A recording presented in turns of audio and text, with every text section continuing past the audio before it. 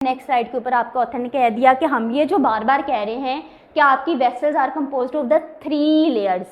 ये 3 लेयर्स कौन कौन सी हैं? Intima, second is media, third is the adventitia. शिया नहीं कहना, एडवेंटिशा, ठीक है।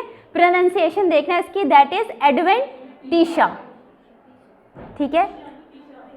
हाँ, शिया नहीं कहना, एडवेंटिशा। बच्चों अब देखो ऑथर ने टेक्स्ट कैसे लिखा है। लिखा है कि आपके जो वेसल वॉल्स हैं, these are organised into 3 concentric layers. 3 layers have a common centre, they are around a hollow space, that is actually the lumen. 3 आ गई, कॉन्सेंट्रिक हो गई। अच्छा, नाम इधर देखो क्या क्या लिखे हैं। First one is intima, INTIMA, इन, जो इनर साइड की लेयर है दैट इज इंटीमा। मिड वाली लेयर को देखो इधर क्या मेंशन किया गया है, that is media, MEDIA, mid में है ना, इन साइड में है that is intima, that is in the mid is the media. जो आउटर साइड पे है उसका नाम आपके ऑथर ने क्या लिख दिया है, एडवेंटिशा, ठीक है, एडवेंटिशा, SHUH प्रोनाउंसिएशन में, ठीक है। एडवेंटिशा आ गया। अब जी अपनी बुक की तरफ वापस आ जाओ, बुक की डायग्राम देखो। यहाँ जी सबसे पहले जी आपको लेफ्ट साइड के ऊपर नजर आ रही है वेन की आर्टरी, ब्लू कलर में वेन की आर्टरी लेफ्ट साइड में है ना, वेन। वेन में आपको तीनों सेंटर में ल्यूमन नजर आ गया, ओके। इनर लेयर आपको इंटीमा नजर आ गई, ओके। मिड जो पिंक कलर में है मीडिया नजर आ गया। सबसे आउटर ब्लू कलर में आपको एडवेंटिशा नजर आ गया, ठीक है। सेम यही स्ट्रक्चर क्या आपको मिल रहा है वेन्यूल्स में भी, ठीक है। क्या यही स्ट्रक्चर कैपिलरी में है? No. Why? Because capillaries are the composed of single cells of endothelial cells. अच्छा, इस एंडोथीलियल सेल्स के साइड पे आपको क्या नजर आ रहा है, और कोई सेल्स नजर आ रहे हैं? पेरीसाइट्स, यानी कि आपके कैपिलरीज के पेरिफेरी में है ना, पेरीसाइट। अच्छा जी, साथ में अब आ जाओ जी, पेरीसाइट्स के रोल फंक्शंस के ऊपर नहीं जा रहे हैं आपके जी, अगर आप पढ़ो ना तो आपको डिफरेंट मिलेंगे। एंजियोजेनेसिस में हेल्प करते हैं, एक्सचेंजेस में हेल्प करते हैं आपको। अच्छा, अब आर्टरीज के ऊपर आओ। आर्टरी में सिमिलरली वो 3 लेयर्स आपको मिल रही हैं जो कि आपको वेन्स के अंदर मिलनी थी, मिल रही हैं। अच्छा, ल्यूमन साइज किसका ज़्यादा नज़र आ रहा है? वेन्स का। क्लियर है यहाँ तक डायग्राम? अच्छा, अब ये जो थिकनेस वाला पॉइंट है ना, कौन सी लेयर की थिकनेस कौन टाइप ऑफ वेसल में ज़्यादा है, वो इस डायग्राम से नहीं देखेंगे, वो एक, क्योंकि यहाँ पे क्लियर नहीं है वो हम इंटरनेट के एक डायग्राम है उसके अंदर जाके डिस्कस करेंगे। क्लियर है यहाँ तक? बच्चों नेक्स्ट स्लाइड के ऊपर आओ। कौन कौन सी लेयर्स थी आपके पास ब्लड वेसल्स की? Intima, media and adventitia. अच्छा, नेक्स्ट स्लाइड पे ब्लैक बॉक्स नजर आ रहा है, ये तुमने जर्नल पढ़ लिया ना। फुल साइंटिफिक नेम क्या है जी? आपके आर्टरीज और veins are made up of the tunics. Tunics means they are made up of the layers. अब इन लेयर्स का पूरा नाम क्या है, देख के बताओ मुझे। Tunica, tunica intima, tunic is representing the layer, tunica intima. दूसरी लेयर कौन सी है? Tunica media. Third one is tunica adventitia. Clear? सबसे एक्सटर्नल लेयर कौन सी है? एडवेंटिशा। नेक्स्ट स्लाइड के ऊपर आ जाओ, लेक्चर पे वापस आओ। अच्छा देखो, इंट्रो में हम पढ़ते हैं ना कि जी आपकी जो वेसल्स हैं, these are composed of the smooth muscles, these are composed of the 3 layers. अच्छा, अब इस बात को इंटरकनेक्ट करते हैं जी, ठीक है। These are composed of the 3 layers, intima, media, adventitia. लेकिन मैंने साथ ही ये भी कहा these are composed of the smooth muscles. ये स्मूथ मसल्स आखिर कौन सी लेयर में पड़े हैं, ठीक है। अब इस पॉइंट ऑफ व्यू से आप लेक्चर को पढ़ने जा रहे हैं। बच्चों आपके ऑथर ने कह दिया जी these are composed of the 3 layers, ठीक है, आपको क्लियर हो गया। सबसे पहले बुक में जाने से पहले, बुक में थोड़ा सा इतना डिटेल में नहीं है, क्योंकि डेफिनेट से बात है ऑथर को है कि जो आप लोगों ने फिजियोलॉजी पढ़ी हुई है, सो हम थोड़ी सी फिजियोलॉजी रिवाइज कर लेते हैं, थोड़ी सी एनाटॉमी रिवाइज कर लेते हैं। सबसे पहले आ जाते हैं आपके ट्यूनिका इंटीमा के ऊपर। ट्यूनिका इंटीमा कौन सी लेयर है? In that is facing inner most layer that is facing lumen, वो ल्यूमन को फेस कर रही है। बच्चों अब जी अब आगे हम आपकी ये जो इनर लेयर है ट्यूनिका इंटीमा के ऊपर, अब जी इसकी असल में हम कंपोजिशन पढ़ने जा रहे हैं।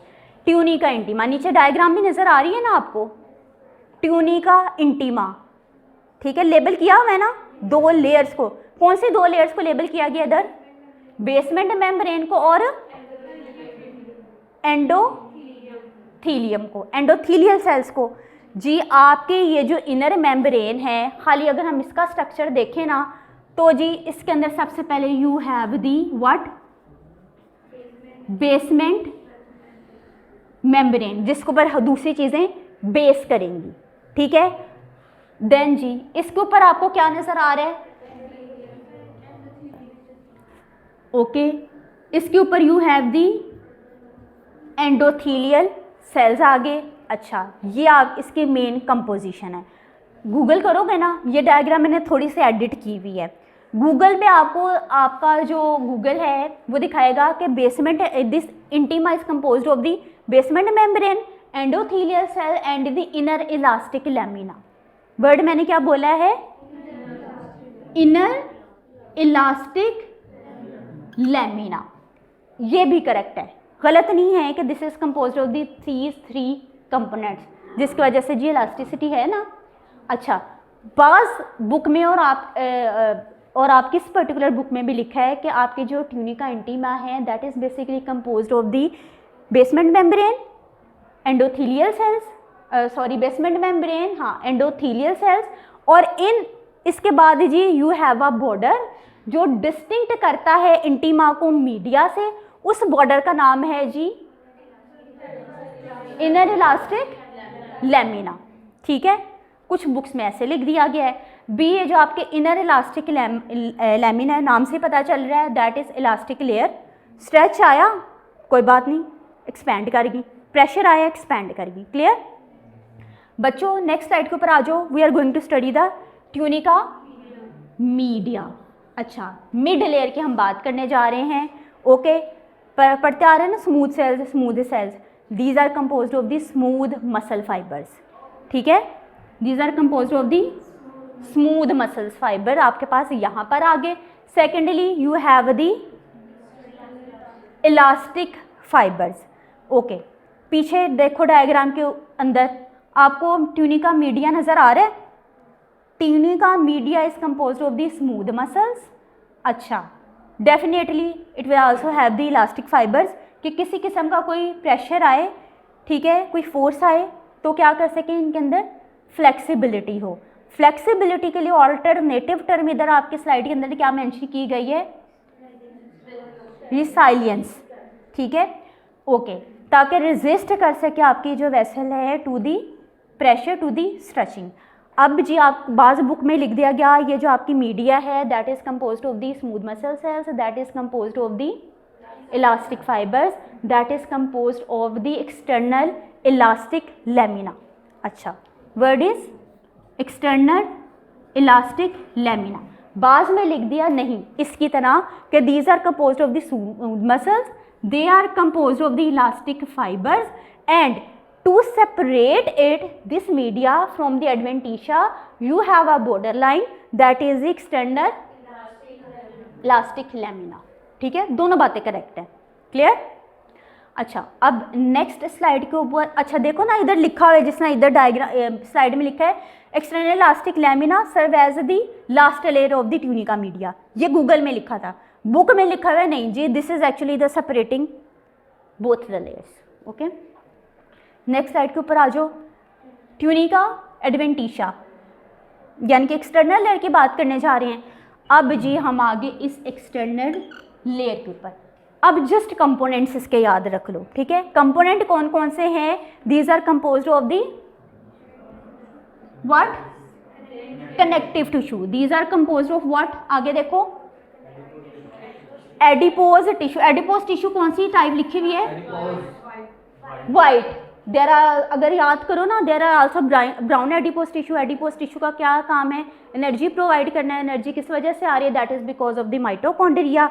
तो यहाँ लिखे हैं वाइट एडिपोज टिश्यू, इसके comparatively the brown adipose tissue are more stronger because they have more mitochondria. अच्छा, यहाँ आ गया दी आपके adventitia is composed of the connective tissue, adventitia is composed of the adipose, white adipose tissue, these are also composed of what? Elastic fibers. इधर थे ना elastic fibers हमने पढ़े। अच्छा जी, these are composed of the elastic fibers as well and these are composed of the vasa vasorum, vasa vasorum। ये term जी अब आपकी discuss करने वाली है, इसको डिस्कस करना है हमने, ठीक है। Vasa vasorum, within the vessels you have the vessels. ये मेरे पास एक आर्टरी है, इसको कुछ और वेसल्स भी सप्लाई कर रही हैं, इसके अंदर से कुछ वेसल्स पास कर रही हैं। Vessels within the vessel is the vasa vasorum. इसको ऊपर डिस्कस करते हैं, ठीक है, अब भी करते हैं थोड़ी देर तक। अच्छा, और इसकी कंपोजिशन क्या है? These are supplied with the nerves as well. Nerves कौन से? देखो नर्व का पूरा नाम क्या लिखा है? Nervi vasorum, nervi vasorum. Vein का क्या नाम लिखा था? Vasa vasorum. Vein, vessels, sorry vessels का क्या नाम लिखा था? Vasa, vessel, vasa vasorum. Nerve, nervi vasorum. Nerves within the vessels, vessels within the vessels, ठीक है। अब कैसे जी? देखो मैं कहती हूँ ना, अभी से इसका एक जनरल सा कॉन्सेप्ट रख लो। ये मेरे पास जी फॉर एग्जांपल समझाने के लिए कह रही हूँ, ये आर्टरी है, इसका डायमीटर ज़्यादा है। ब्लड, ल्यूमन के अंदर ब्लड है ना, ब्लड के न्यूट्रिशन उसके सिर्फ ल्यूमन के पास वाली लेयर्स को जा रही है। जैसे जैसे हम दूर जाते गए वहाँ न्यूट्रिशन कैसे जाएगी? वहाँ न्यूट्रिशन जाएगी बिकॉज ऑफ दी वैजा विजोरम। कुछ जी वेसल्स आपकी निकलेंगी आपके ल्यूमन के अंदर से ही, ठीक है, वेसल्स में से वेसल्स निकलेंगी, ठीक है। वह इस बड़ी आर्टरी के इर्द गिर्द भी वेसल्स की सप्लाई हो रही है। तो ये जो आपके पास कॉम्प्लेक्स सिस्टम है दैट इज ऑफ दी वैजा विजोरम। दूर तक न्यूट्रिशन भी तुम्हें पहुंचानी है ना, ये एक अलग से टॉपिक है, इसको भी डिस्कस करते हैं। फिलहाल यहाँ तक आपको क्लियर है? मुझे बताओ, आपके पास in the centre you have the lumen. Lumen को कौन सी लेयर फेस कर रही है? Tunica intima. ट्यूनिका इंटीमा की composition is basement membrane, endothelial cells, internal elastic lamina. अच्छा जी, मीडिया, स्मूथ मसल सेल्स आपको कहाँ पे मिल रहे हैं? ट्यूनिका मीडिया में, okay. They also have the elastic fibres, they have the external elastic lamina, okay. जब भी आप इसको बॉर्डर भी कह सकते हो, ठीक है। देन जी एडवेंटिशिया की तरफ आ जाओ। Adventitia is composed of the connective tissue, white adipose tissue. White adipose tissue में एटीपी जनरेशन पावर ज़्यादा है या ब्राउन में? Why? Because of increase number of mitochondria, okay. They have elastic fibres, जैसे मीडिया में भी पढ़ा। They have विजोरम। विजोरम दो किस्म के हैं, वैजा विजोरम, नर्वी विजोरम। क्लियर? कंपोजिशन याद होगी। ये थी जो आपको कंपोजिशन जो आपके फिजियो में भी बच्चों आपको आनी चाहिए थी। अब नेक्स्ट स्लाइड के ऊपर आओ। अभी हमने लेयर्स ख़त्म नहीं की हैं। तीनों की तीनों लेयर्स आपको मिली वेन्स में, तीनों की तीनों लेयर्स आपको मिली कहाँ पर? आर्टरीज में। नीचे स्ट्रक्चर नजर आ रहा है वेन का और आर्टरी का, टेक्स्ट नहीं पढ़ना अभी, डायग्राम के ऊपर गौर करो। वेन का ल्यूमन ज़्यादा है, डायमीटर ज़्यादा है, आर्टरी का कम है, ओके। ये जो मीडिया है, मीडिया जिसके अंदर जी स्मूथ मसल्स हैं, उसका कंटेंट किस में ज़्यादा है? वेन्स में या आर्टरीज में? आर्टरीज में। एडवेंटिशिया का कंटेंट किस में ज़्यादा है? वेन्स में। ये डायग्राम क्लियर है? This is more precise diagram. जो बुक में थी वो इतनी समझ नहीं आएगी आपको, क्योंकि उधर डायमीटर्स के ऊपर फोकस नहीं किया, ठीक है बच्चों। अब यही बात हम टेक्स्ट में आगे कि when you are going to see the difference between the arteries and the veins, क्योंकि हम लेयर्स डिस्कस कर रहे हैं, सिर्फ इसी डिफरेंस को देखते हैं कि जी डिफरेंस आपके पास आता है ट्यूनिका मीडिया का, ट्यूनिका एडवेंटिशिया का। जब हम आर्टरीज की बात करें तो उसमें जो आपका ट्यूनिका मीडिया है, मीडिया जो मिड वाली लेयर है, that is thicker as compare to the adventitia. जबकि अगर मैं वेन्स की बात करूं उसमें जी थिकर कौन सी लेयर है, that is adventitia as compare to the media. देखो डायग्राम में क्लियर है ना, ये बुक की डायग्राम में ये क्लियर था, ठीक है, क्योंकि वहाँ डायमीटर को फोकस नहीं किया गया इस तरह से। क्लियर। अब जी बुक के टेक्स्ट की तरफ आ गए, ये आपको जुबानी याद है, अब बुक का टेक्स्ट अब आपको खुद समझ आना चाहिए। देखो इसमें आपके ऑथर ने लिखा है कि दीज लेयर्स, यानी कि ये जो हम वेसल्स के लेयर्स की बात कर रहे हैं, सब वेसल्स में है, अप्रॉक्सीमेटली सब में, कैपिलरीज को हम एक्सक्लूड कर रहे हैं, ठीक है। बस भाई कहीं जी किसी का डायमीटर थिकनेस ज़्यादा है, कहीं किसी की, वो अभी आपने वेन्स और आर्टरीज का डिफरेंस देख लिया। Point clear. ये ऑथर ने कह दिया। अच्छा, आपका ऑथर ने कह दिया कि these layers are most apparent, ज़्यादा प्रोमिनेंट हैं कहाँ पे, आपके आर्टरीज में। क्यों? क्योंकि हम लोगों ने पहले डिस्कस किया जो आपकी वेन्स हैं उसमें जो थिकनेस कम है। पिछली डायग्राम में आओ बच्चों, जो मैंने आपको गूगल की डायग्राम दिखाई थी, ल्यूमन वेन में ज़्यादा था ना, ठीक है। जो ओवरऑल अगर मैं बात करूं तो आपके ये जो तीनों लेयर्स हैं इनकी थिकनेस वेन्स में कम है, इनकी थिकनेस आर्टरीज में ज़्यादा है। अब इसकी थिकनेस कम है, लेकिन चलो ठीक है कम है, लेकिन इन तीनों लेयर्स में भी मैंने अगर इनकी आपस में थिकनेस को कंपेयर करूं तो मिड जो लेयर है वो ज़्यादा थिन है as compare to the adventitia, ठीक है।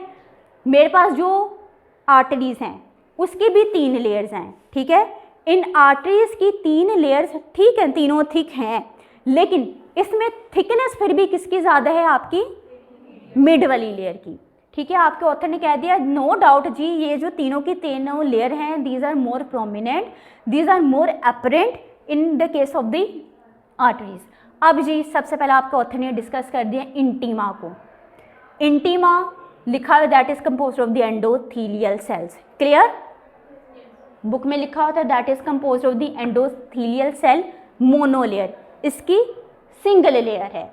दैट इज मोनोलेयर ऑन, वो मोनोलेयर किसके ऊपर पड़ी हुई है, that is on the basement membrane. Basement membrane मैंने आपको बताया that is a sheet, that is a sheet of the proteins. Okay, आगे क्या लिखा हुआ है, विद एक एडिशनल चीज जो आपके ऑथर ने लिख दी, विद अंडरलाइंग, साथ ही साथ you will find out what in it, that is the extra cellular matrix. Extra cellular matrix मैंने स्टार्ट में डिस्कस किया था ना, extra cellular matrix means collagen and elastin, सब में जी फ्लेक्सिबिलिटी आती गई, ठीक है। क्लियर यहाँ तक पॉइंट। अब देखो मैं कह रही थी गूगल ने लिखा है कि intima is composed of internal elastic lamina, endothelial cells and the basement membrane. Book ने क्या लिखा है, बुक ने लिखा है that is composed of the endothelial single layer monolayer that is resting on the basement membrane with it is composed of the extra cellular matrix. Book में आपको पता है जी ऑलरेडी कोलेजन एंड इलास्टिन। अब जी इसने internal elastic lamina के बारे में क्या आपकी बुक ने लिख दिया कि जी इट इज़, यानी कि आपके जो इंटीमा है it is separated from the media, media say that is separated by a dense elastic membrane. ये मेम्ब्रेन है, यहाँ यही समझ आ रही है कि दिस इज नॉट पार्ट, ठीक है, ठीक है। इधर इसने कह दिया कि this is actually a separate layer. अच्छा, ये लेयर जो डेंस इलास्टिक मेम्ब्रेन है इसको हम कहते हैं that is internal elastic lamina. भाई ये लैमिना है, ये लेयर है that is actually separating the intima and the media. Next पे आ जाओ, बेसमेंट मेम्ब्रेन डिस्कस की गई है जिसको हम बेजल लैमिना भी कहते हैं, डिस्कस कर चुके हैं हम लोग। This is the sheet of protein, support provide करती है, सिग्नलिंग में हेल्प करती है। क्लियर। अच्छा, बेसमेंट मेम्ब्रेन, जो बेसमेंट मेम्ब्रेन हम लोगों ने पहले क्वेश्चन अराइज हुआ था कि आपकी ये जो बेसमेंट मेम्ब्रेन है, कहती मैं जा रही हूँ this is a sheet of protein, sheet of protein, protein है एक्चुअली कॉम्प्लेक्स शीट है, सिंपली प्रोटीन ही नहीं है। अब इसकी कंपोजिशन देखो, देखो आपने स्किन का स्ट्रक्चर पढ़ा था तब भी बेसमेंट मेम्ब्रेन पढ़ी थी ना, ये हार्ट पढ़े इधर भी बेसमेंट मेम्ब्रेन का जिक्र आ गया। दोनों में वी नो इनका फंक्शन क्या है, सपोर्ट प्रोवाइड करना, ओके, और भी डिफरेंट फंक्शंस हैं, ठीक है। यहाँ जी एक बेसिक कंपोजिशन इसकी देख लेते हैं।